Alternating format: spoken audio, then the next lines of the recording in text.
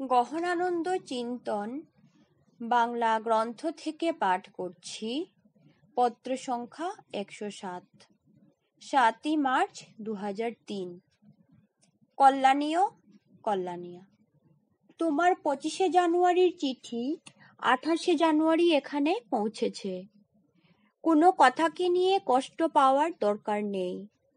শ্রী শ্রী ঠাকুর, শ্রী শ্রী মা, স্বামীজি মহারাজ যেমন আশ্রমের মন্দিরে বিরাজিত, তেমনি ওনারা পূর্ণ অধিকারে তোমার হৃদয়ে বিরাজমান হয়ে আছেন।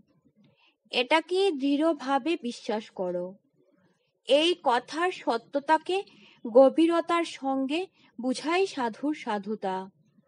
আর এই সত্যের গভীরে যত ডুবতে পারবে, ততই তোমার চরিত্রে বুদ্ধির প্রকাশ হবে, যার ফলস্বরূপ শ্রী শ্রী ঠাকুরের হাতের তুমি একটি যন্ত্র সমান হয়ে দাঁড়াবে।